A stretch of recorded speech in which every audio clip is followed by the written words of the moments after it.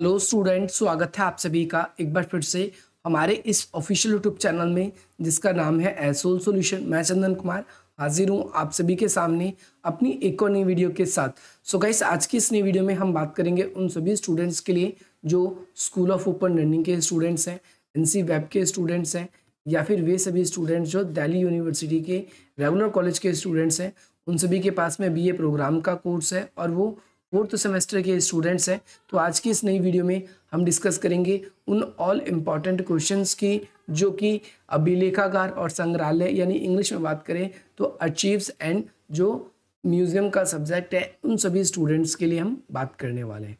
तो यहाँ पर सबसे फर्स्ट क्वेश्चन आपकी स्क्रीन पर आ चुका है, लेकिन उससे पहले अगर आप इस वीडियो के पीडीएफ को डाउनलोड करना चाहते हैं तो आप पीडीएफ से डाउनलोड कर सकते हैं, जिसका लिंक डिस्क्रिप्शन बॉक्स में दिया गया है। दूसरी चीज़, अगर आप लोगों को और भी कोई दिक्कत होती है तो आप इस नंबर के थ्रू कांटेक्ट कर सकते हैं।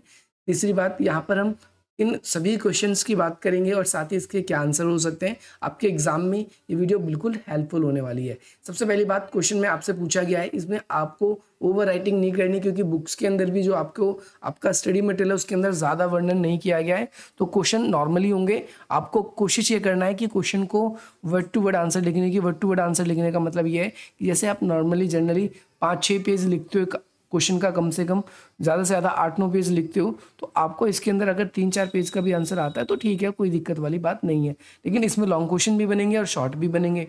जो लॉन्ग क्वेश्चन बनेंगे तो उसके अंदर आपको क्या करना है, उसमें सबसे पहली बात तो उसमें 2 क्वेश्चन आपसे पूछे जाएंगे एक साथ जोड़कर। जैसे यहाँ पर मैंने आपसे पूछा गया है अभिलेखागार शब्द से आप क्या समझते हैं, पहला क्वेश्चन ये हो गया, तथा अभिलेखागार के प्रकार बताइए। तो ये लॉन्ग क्वेश्चन के लिए हो गया। अगर शॉर्ट क्वेश्चन की बात करें तो इसमें हाफ क्वेश्चन ही जो यहाँ से लेकर यहाँ तक है, अभिलेखागार से आप क्या समझते हैं, ये क्वेश्चन आएगा। या फिर आपसे ये पूछा जा सकता है कि अभिलेखागार जो है इसके कितने प्रकार होते हैं, इसका वर्णन करें। तो यहाँ पर अभिलेखागार आखिर होते क्या है, मैं आपको सिंपली बता दूं। सबसे पहले अभिलेखागार से पहले आपको एक चीज समझना होगा, जिसे हम बोलते हैं अभिलेख। होते क्या है अभिलेख, आप सभी को मैं बता दूं तो अभिलेख उन सभी लेखों को कहा जाता है जो प्राचीन काल में लिखे गए थे। दूसरी बात, इन अभिलेखों को बकायदा या तो पत्थर, शिलालेख या फिर हम कह सकते हैं ताम्र पात्रों या भोज पात्रों के ऊपर लिखे जाते थे। और ये अपने समय में से, आज के ज़माने में तो हमारे पास में बहुत सारे साधन हैं जिस पे हम कुछ ना कुछ लिख सकते हैं। हमारे पास में पेपर अवेलेबल है, पेपर भी नहीं है तो हम फ़ोन के अंदर अलग अलग ऐप्स हैं, उनमें नोट्स का एक ऑप्शन होता है, उस पर हम कुछ नोट करना चाहते हैं तो हम उसको लिख सकते हैं फटाफट फटाफट।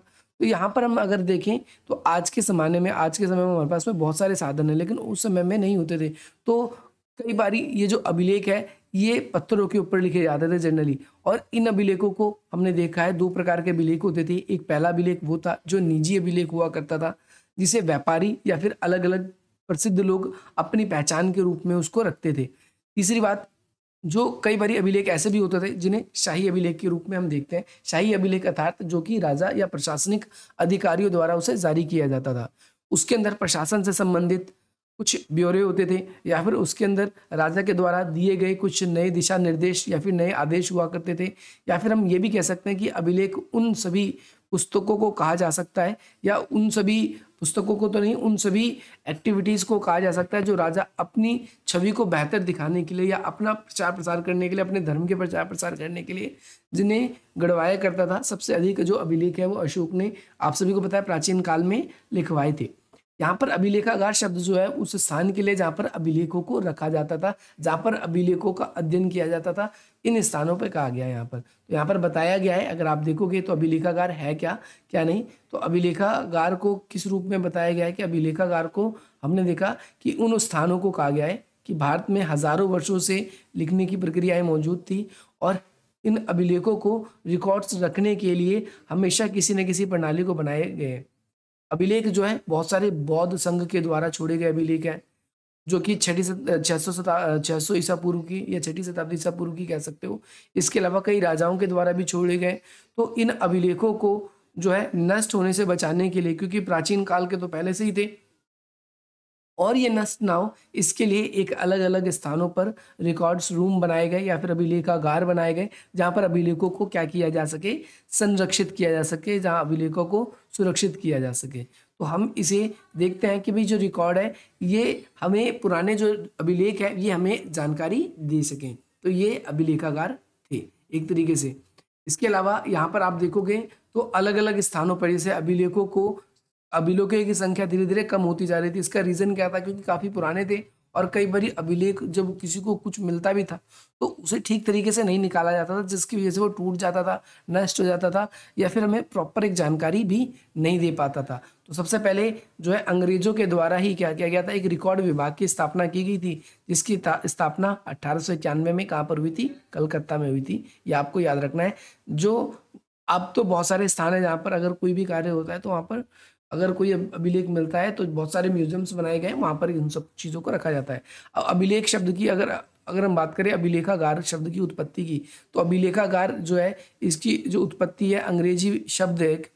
आपको पता है अंग्रेजी में या तो ग्रीक लैंग्वेज या यूनानी लैंग्वेज, इन लैंग्वेज से ही शब्दों को लिया गया है। तो आप सबको याद रखना है यूनानी लैंग्वेज है जो है अर्खे, इससे लिया गया है। अर्खे जो शब्द है इसका मतलब क्या होता है कि ये शुरुआती मूल्य या पहला, क्योंकि ये प्राचीन काल के अभिलेख होते हैं, पहले की हमें जानकारी देते हैं, इसीलिए इसका मतलब क्या होता है?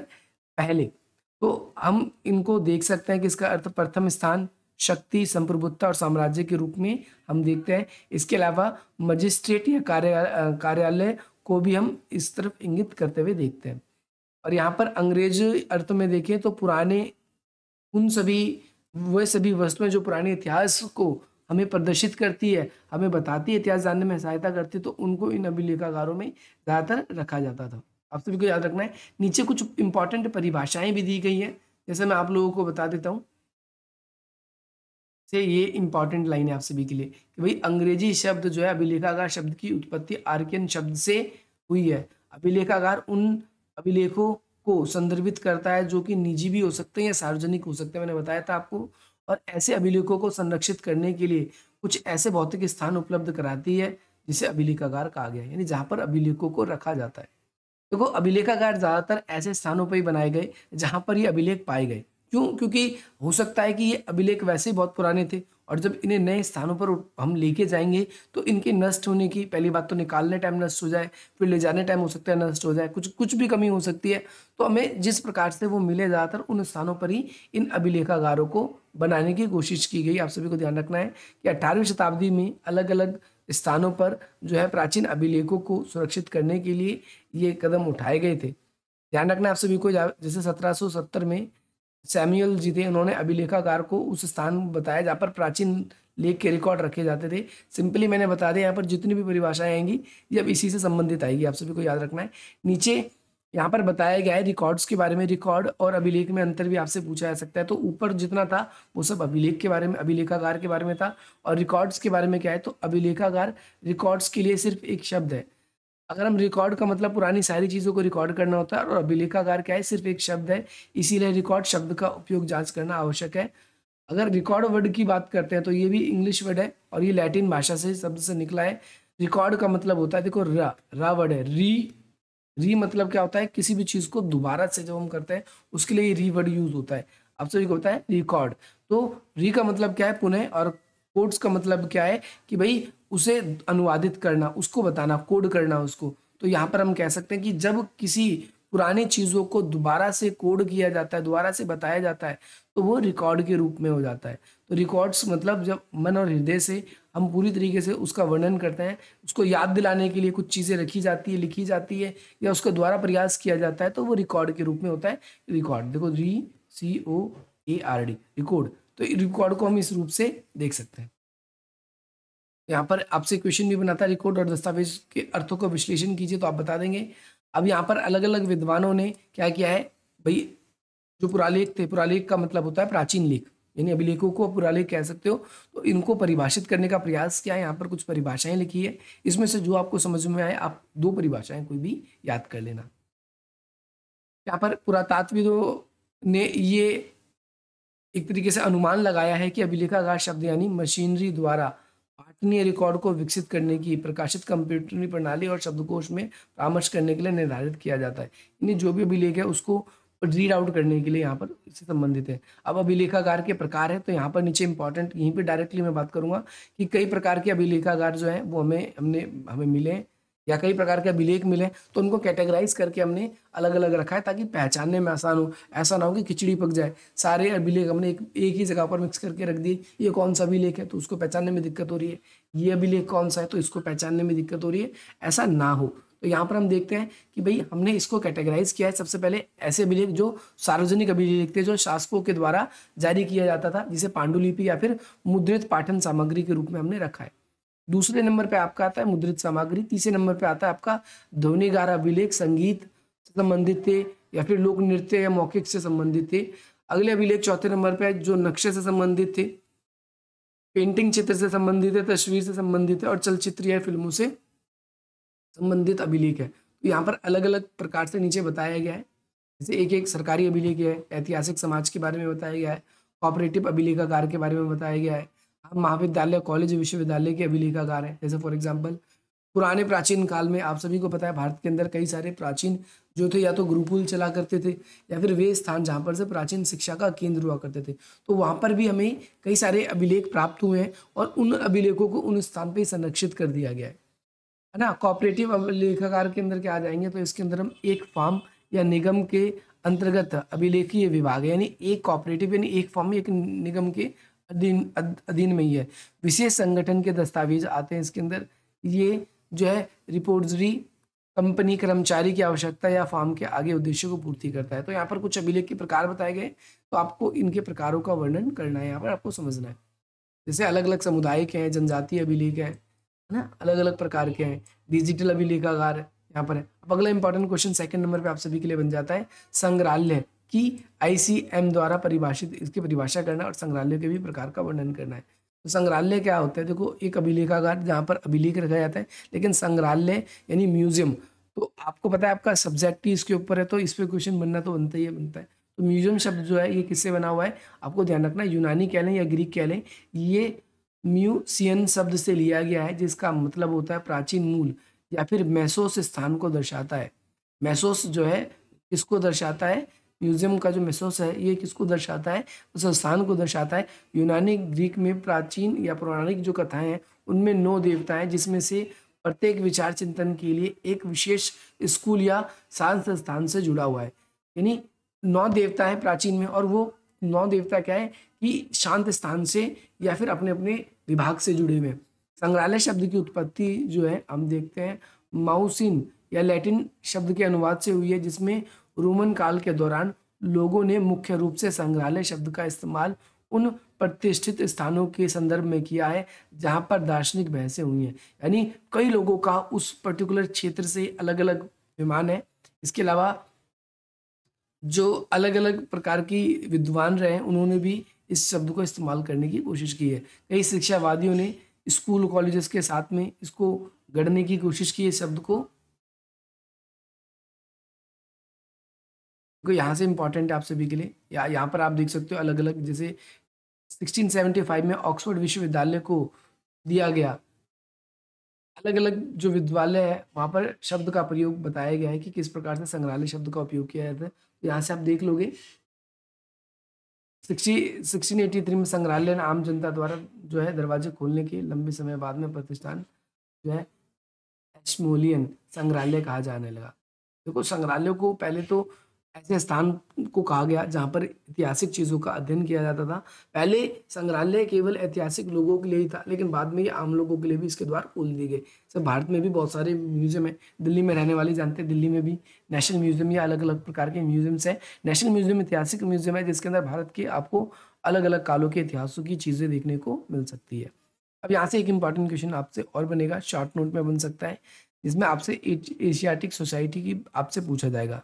ध्यान रखना है एशियाटिक सोसाइटी जो है वो भारत में कब स्थापना हुई, 1793 में एशियाटिक सोसाइटी की स्थापना हुई और 18वीं शताब्दी के अंत में, देखो ये 18वीं शताब्दी का मतलब क्या होता है, सन 1700 से 1800, इसके लास्ट की बात है ये। 1993 का मतलब है ये, अब इसकी शुरुआत हो जाएगी। तो ये किसकी बात हो रही है, 18वीं शताब्दी। तो इसके अंत में भारत में एक संग्रहालय का विचार सामने नहीं आया था और सोसाइटी ने प्रचारक अध्ययन के लिए एक संग्रहालय बनवाने का फैसला किया। यानी जो भी ऐतिहासिक चीज़ें मिलेंगी तो भैया उस पर कुछ रिसर्च हो, किस चीज़ से संबंधित है, तो एक संग्रहालय बनाने का फैसला किया और विभिन्न जो है शैक्षणिक क्षेत्रों की सुविधाएं जहाँ पर उपलब्ध थी। इस प्रकार भारत में अब तक सबसे पहला संग्रहालय कब बनाया गया? 1814 में भारत का पहला संग्रहालय बनाया गया।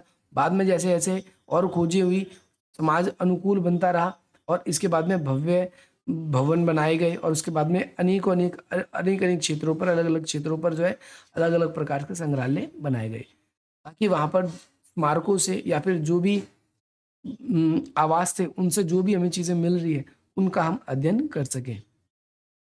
आप सभी को याद रखना है, आज के ज़माने में इंटरनेट पे संग्रहालयों के इलेक्ट्रॉनिक संस्करण भी है। नहीं, फॉर एग्जांपल आप इंटरनेट के थ्रू संग्रहालयों को विजिट करना चाहते हैं तो वो भी कर सकते हैं। कई फैसिलिटी आपको ये भी देता है। नहीं, अगर आप अमेरिका की म्यूजियम्स में क्या क्या है उसे देखना चाहते हैं तो आप देख सकते हो सकता है उसके लिए आपको शुल्क भी देना पड़े और इस प्रकार से हम देख सकते हैं। लेकिन हमने देखा कि एक इतिहास कैसा रहा। आज के ज़माने में बहुत सारी टेक्नोलॉजी वास्ट हो गई है, तो इस तरीके से हम देखते हैं कि डिजिटली भी आप संग्रहालयों का विजिट कर सकते हो यहाँ पर। तो आभासी संग्रहालय जो है ये इंटरनेट पे आप कह सकते हो, और यहाँ पर जो जो वस्तुएं हैं उन वस्तुओं को आपको तस्वीर के थ्रू और उसके नीचे उसका पूरा का पूरा डिस्क्रिप्शन जो होता है वो मिलता है। तो संग्रहालय हमें इतिहास के क्रम किस प्रकार से बढ़े हैं उसको समझने में भी, इतिहास की जानकारी में हमारी रुचि को बढ़ाने में भी हमारी मुख्य भूमिका निभाता है। तो अब संग्रहालय होता क्या है आपको ये पता चल गया। अब संग्रहालय द्वारा ICOM द्वारा इसकी परिभाषा दी गई है, तो आपको याद रखना है। तो संग्रहालय के बारे में इन्होंने परिभाषा क्या कही है जरा मैं आपको बता देता हूँ।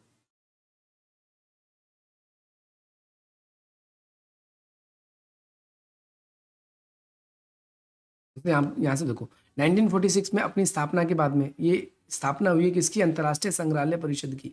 इसके तुरंत बाद ही एक संग्रहालय को परिभाषित करने का कार्य किया। इसने क्या काम किया?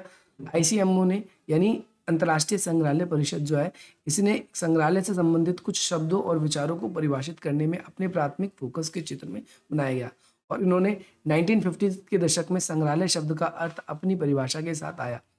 हालांकि यह परिभाषा संगठित पूरे अस्तित्व में विकसित होती रही है और 1950 के उत्तरार्ध में ICMO ने पहले जो इनके वो थे अध्यक्ष वगैरह, आपको इतना नाम तो याद नहीं रहेगा आपको, मुझे पता है क्योंकि पेपर है, नाम याद रहता है तो ये आपके लिए नाम है, यहाँ पर से इस नाम को याद कर लेना। इन्होंने परिभाषा क्या दी थी? इन्होंने डायरेक्टली परिभाषा यहाँ से दी है, आप देख सकते हो। परिभाषा बड़ी खतरनाक है। यहाँ पर देखो क्या है, संग्रहालय एक स्थायी प्रतिष्ठान है। स्थायी का मतलब है संग्रहालय यानी म्यूजियम जो होता है उन स्थानों पर बनाए जाते हैं। संग्रहालय यानी जो म्यूजियम है ये क्या किए जाते हैं? उन स्थानों पर स्थायी रूप से बनाए जाते हैं। स्थायी का मतलब जैसे दिल्ली का म्यूजियम है, ये नहीं कि आज यहाँ पर है कल कहीं और रहेगा, स्थायी रूप से बनाए जाते हैं और इसमें सामान्य हित को क्या है प्रशासित किया जाता है। सामान्य हित को प्रशासित करने का मतलब यहाँ पर सिंपल सा आप लोगों के लिए ये बन जाता है कि इसके अंतर्गत सभी लोग इस स्थान का क्या कर सके, लाभ ले सकें, और यहाँ पर उन प्रत्येक वस्तुओं को रखा जाता है जो कि ऐतिहासिक चीज़ों के अध्ययन में हमारी हेल्प करती है। साथ ही साथ में इतिहास को दिशा निर्देश देने के लिए जनता को उद्देश्यपूर्ण, यहाँ पर हमें संस्कृति को पूर्ण कराने के लिए यहाँ पर बहुत सारी चीज़ें मिलती है। तो ये परिभाषा आपको मैंने कुछ आसान शब्दों में आपको भी बता दी, अगर आप ये लिखना चाहो तो लिख सकते हो। इसके अलावा यहाँ पर और इसके अंदर से और भी चीज़ें इसने बताई गई है, लेकिन इसके बारे में अब ज़्यादा नहीं लिखना, डायरेक्टली आपको इसके संग्रहालयों के प्रकार के ऊपर आना है। संग्रहालयों के जैसे प्रकार बताए गए तो अलग अलग प्रकार के संग्रहालय होते हैं, जैसे यहाँ पर बताए गए, पॉइंट वाइज नहीं बताए गए, तो आपको डायरेक्टली इसमें देखना है, इसमें पढ़ते हुए चलना है। संग्रहालय के प्रकार जो है सिंपल ही होंगे, ये भी कोई अलग अलग, जैसे यहाँ पर बताया गया है कि भाई संग्रहालय अलग अलग प्रकार के होते हैं।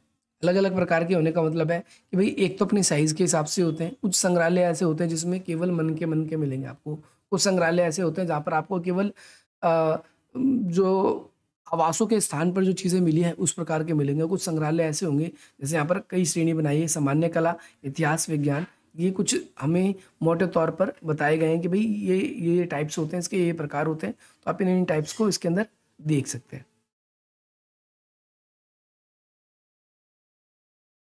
इसके अलावा संग्रहालय का जो नामकरण है कई बार अधिकारियों के नाम के अनुसार भी हो सकता है, ध्यान रखना, या फिर जिन जिन लोगों ने उस पूरे के पूरे संग्रहालय को बनाने में मुख्य भूमिका निभाई थी उसने, या हो सकता है कि किसी पर्टिकुलर प्रदेश के अनुसार भी, जैसे भारत का जो दिल्ली के अंदर स्थित है वो नेशनल म्यूजियम, तो वो राष्ट्रीय म्यूजियम का नाम किसी एक पर्टिकुलर नाम ना देकर देश की राजधानी के लिए नेशनल म्यूजियम, देश का म्यूजियम है। यहाँ पर किसी कॉलेज का भी नाम से जुड़ा हो सकता है, किसी विश्वविद्यालय से जुड़ा हो सकता है, किसी सरकार या किसी एक व्यक्तित्व के द्वारा हो सकता है, किसी स्थान के द्वारा हो सकता है। तो ये नाम के कुछ ऐसे स्थान भी हम कह सकते हैं।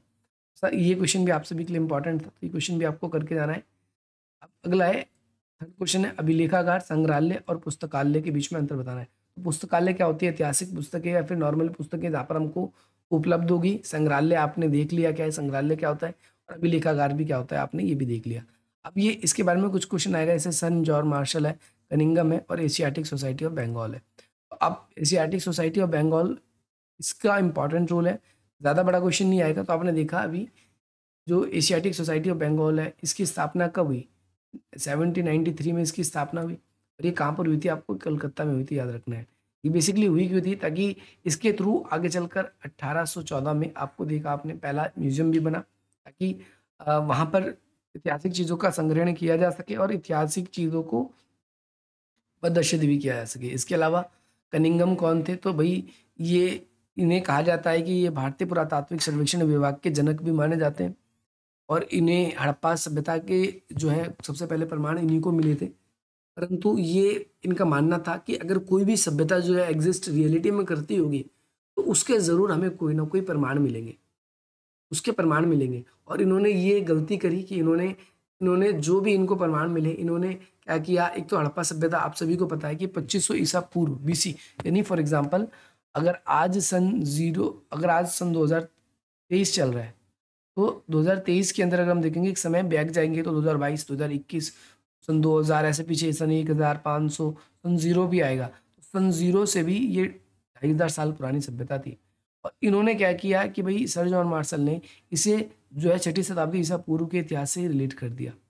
उस समय एक चीनी यात्री आए थे जिनका नाम था अविन सांग, और उन्होंने अविन चीनी यात्रियों के जो भी वृत्तांत थे, उन वृत्तांतों से उसको कंपैरिजन कर लिया, और जो उससे बिल्कुल भी मैच नहीं खाया। और इस वजह से कनिंगम जो है वो हड़प्पा सभ्यता की भी खोज नहीं कर पाते, और वो काफ़ी पीछे हो जाते हैं। वो लिटरेरी चीज़ों पे ज़्यादा ध्यान रखते थे। वहीं सर जॉन मार्शल की बात करें तो दो व्यक्ति आपको नाम याद रखना है, इनकी अगुवाई में काम कर रहे थे। हालांकि हेड तो यही थे, लेकिन काम मेनली दो था। एक आर.डी. बनर्जी, जिसे राखल दास बनर्जी कहा जाता है, और दूसरे नंबर पे आप सभी को याद रखना है जिनका नाम है दयाराम साहनी। इन दोनों ने क्या किया था? अपनी मुख्य भूमिका निभाई और हड़प्पा सभ्यता की खोज भी करी थी। ये याद रखना है आप सभी को। हड़प्पा सभ्यता की खोज से रिलेटेड आपको पॉइंट मिल जाएंगे। इसके अलावा भारत के राष्ट्रीय अभिलेखागार का वर्णन करना है आपको। भारतीय राष्ट्रीय अभिलेखागार जो है, इसके अंदर नीचे बताया गया है। अगले यूनिट्स के अंदर आप जैसे ही आओगे,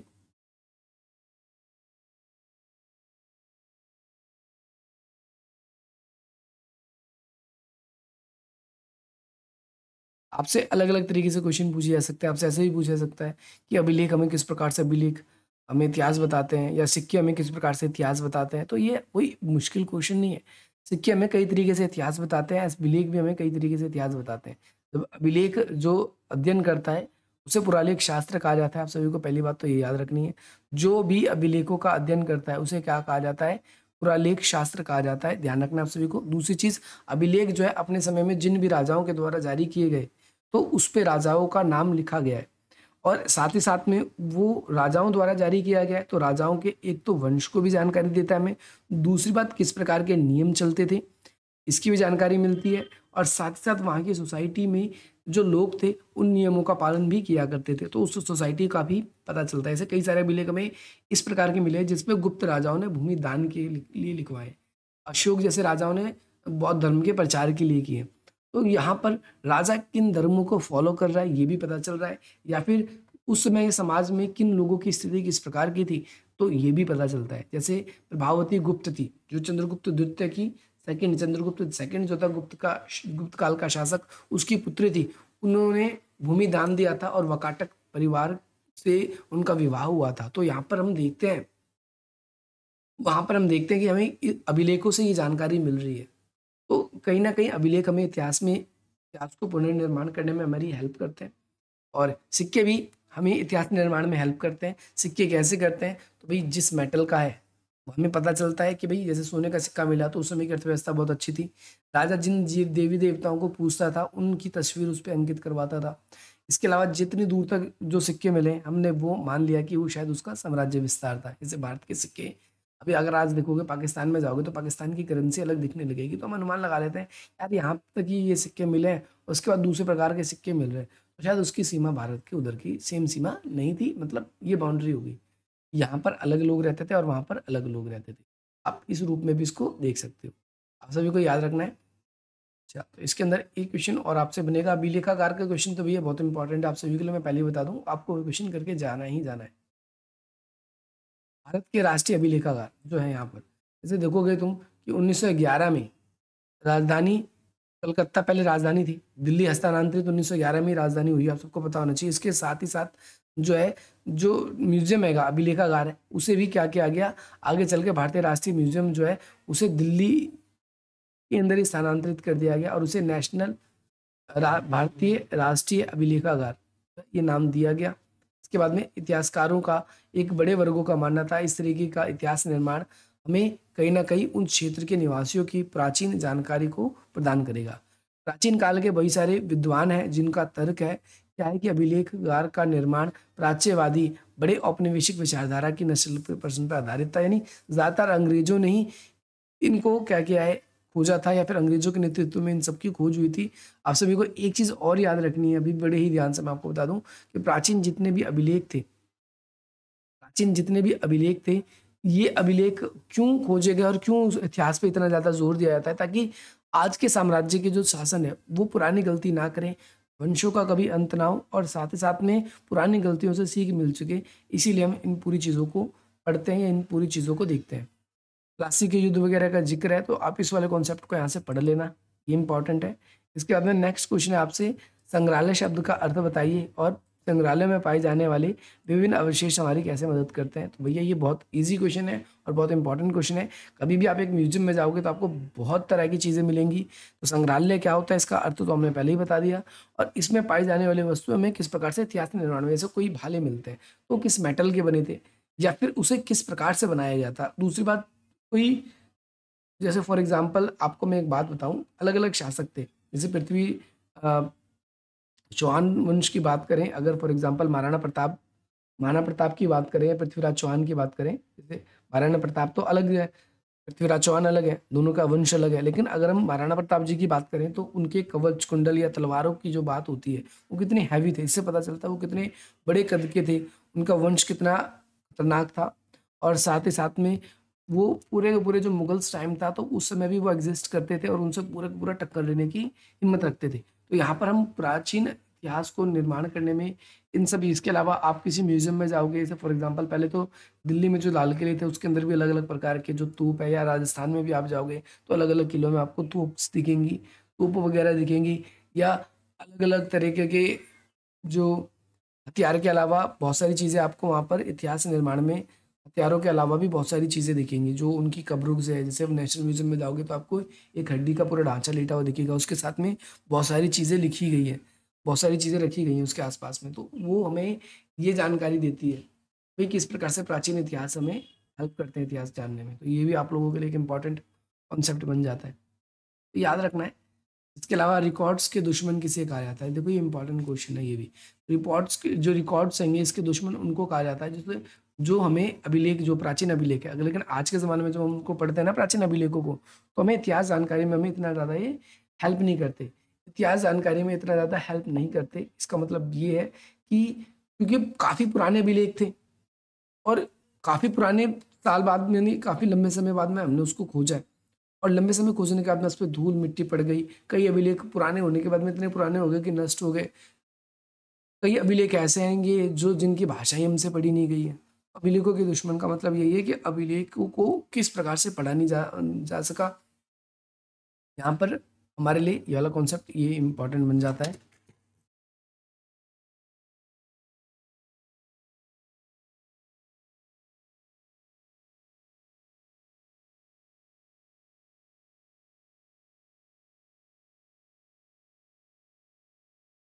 इसके अलावा इसके अंदर दो तीन क्वेश्चन और भी आएंगे, जैसे आपसे यहाँ पर पूछा जाएगा आज़ादी से पहले सुरक्षित करने के लिए अभिलेखों को कौन कौन से कदम उठाए गए थे, और आज़ादी के बाद कौन कौन से कदम उठाए गए थे। ये भी इंपॉर्टेंट क्वेश्चन है, ये क्वेश्चन भी करके जाना है आप सभी को। आज़ादी से पूर्व और आज़ादी के पश्चात क्या किया गया कि भाई अभिलेखों को सुरक्षित करने के लिए क्या कदम उठाए, और कागज किस प्रकार से आज के ज़माने में अभिलेखों को बचाने में एक मुख्य भूमिका है, क्योंकि आज के ज़माने में जैसे कई अलग अलग प्रकार की गैस है उनका उपयोग किया जाता है ताकि कागज को खराब नहीं किया जा सके। जैसे भारतीय संविधान है भारतीय संविधान को अगर सुरक्षित करने की बात करें तो आज भी जो रखा गया है तो उसको अलग प्रकार की गैस के अंदर रखा गया ताकि उसके पृष्ठ जो है, पेज जो है वो क्या है, खराब ना हो।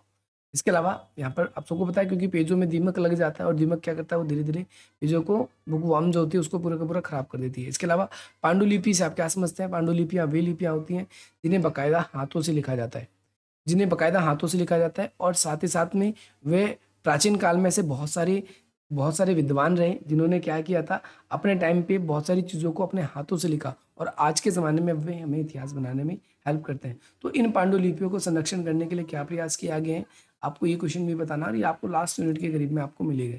ये क्वेश्चन इंपॉर्टेंट है, जितने भी मैं आप सभी को बता रहा हूँ ये क्वेश्चन आप सभी को जरूर करके जाना है। क्वेश्चन सारे के सारे इंपॉर्टेंट है। इसके अलावा कुछ क्वेश्चन और भी हैं। भारत जैसे देश में, एक तो भारत जैसे देश में संरक्षण और अधिक कठिन क्यों हो गया है? जैसे अभिलेखों का संरक्षण जो है यहाँ पर आएगा, भारत जैसे देशों में आएगा ये अभिलेखों का संरक्षण कठिन क्यों हो गया? देखो मैं बता दूं, एक गुंटूर की कहानी है। गुंटूर, आपने क्लास 12th में पढ़ा भी होगा गुंटूर की कहानी। ये आंध्र प्रदेश में एक राजा था, स्थानीय राजा, जिसने मंदिर बनाने का प्रयास किया यहाँ पर। और यहाँ पर उसने मंदिर जब बनाई जा रही थी तो भाई नींव खोदी जा रही थी, तो उसके अंदर कई सारे भाई हमें क्या मिले, अवशेष मिले स्तूपों के, जिसे अमरावती का स्तूप कहा गया। अब वो इतने ज्यादा सुंदर पत्थर उसमें से निकले, राजा ने तो इसीलिए खुदाई करवाई कि भाई हो सकता है इसके अंदर जरूर कोई खतरनाक खजाना मिलेगा, लेकिन कोई खजाना तो नहीं मिला। अब वहां पर राजा ने जैसे ही उसको खुदवाया तो भाई ऐतिहासिक चीजों, जो भारतीय आर्कोलॉजिक्स डिपार्टमेंट था, क्योंकि अंग्रेजों का शासन था, तो वो फट से वहां पर आ गए। उनको भी पता था शायद हो सकता है कुछ मिल जाए भाई, ज्वेलरी वगैरह, सोना वगैरह कुछ मिल जाए, ऐसा कुछ खजाना मिल जाए जिससे भला हो जाए, लेकिन नहीं मिला। अब इसके बाद में लेकिन जो पत्थर मिले ना बहुत सुंदर थे, तो कई अंग्रेजी अधिकारियों ने क्या किया, उसे कोई लंदन ले गया, कई ने अपने उन मूर्तियों को क्या किया, इतनी सुंदर सुंदर मूर्ति थी, कईयों ने अपनी बगानों में, बागों में लगा लिए, कई लोग उसको मद्रास ले गए, मद्रास के म्यूजियम, कई कलकत्ता के म्यूजियम ले गए। तो इस तरीके से भारत के अंदर जो अभिलेख है उसको संरक्षित करना बहुत कठिन कार्य है, क्योंकि जो प्रभावशाली व्यक्ति है वो उन अभिलेखों को कई बारी अपने यहाँ ले जाते हैं या अपने हिसाब से उसको यूज करते हैं, और जो एक्चुअलिटी में आज के ज़माने में इतिहास बताना चाहिए वो इतिहास बताने में अपनी हेल्प भी नहीं करती। तो ये तो कोई एक रीज़न रहा, ये तो कोई एक रीज़न रहा। इसके अलावा भारत में और भी रीज़न हो सकते हैं। जैसे पुरानी चीज़ों को हम जब खोजते हैं तो कई लोगों का कहना है कि भैया पुरानी कब्रों को मत खोदो। क्यों नहीं खोदो? क्योंकि वो तुम्हें सताएगा, उससे प्रॉब्लम, बुरी प्रथाएं ऐसी आपके साथ जुड़ जाएंगी, वो आपको परेशान करेगा, ये करेगा। लेकिन आज के ज़माने में जब हम ऐतिहासिक चीज़ों का अध्ययन करते हैं तो उनकी कब्रों को देखते हैं, उनका श्राप लग जाएगा, ये हो जाएगा, वो हो जाएगा। तो बहुत सारे भारत जैसे देश में बहुत सारी समस्याएं हैं भाई, आप ये समझ सकते हो। अगला है, अभिलेखों को एकत्रित करने के लिए, इसे संरक्षित करने के लिए कौन कौन सी प्रक्रियाएं अपनाई जा रही है? तो ये क्वेश्चन आप लोग जब आज़ादी से पूर्व और आज़ादी के पश्चात जब करोगे ये वाला क्वेश्चन, तो आप ये वाला क्वेश्चन भी कर लोगे। भारत के संग्रहालयों ने अंग्रेजों के लिए किन उद्देश्यों की पूर्ति की है? तो भारत के संग्रहालयों ने अंग्रेजों की जो है एक विश्व ऐतिहासिक, जो बढ़िया बढ़िया चीज़ें जैसे लंदन के आपको म्यूजियम में मिलेगी, अंग्रेजों के लिए बहुत सारे उद्देश्यों की पूर्ति करी है। जैसे भारत के अंदर जो भी म्यूजियम में बहुत ही ज़्यादा खास चीज़ें मिली, वो उन्हें डायरेक्टली उन्होंने क्या किया, कहाँ भिजवा दिया, लंदन भिजवा दिया, ऐसी जगह भिजवा दिया। तो आर्थिक रूप से उनको लाभ जितना ले सकते थे उन संग्रहालयों से, उन्होंने वो संग्रहालयों से लाभ लिया।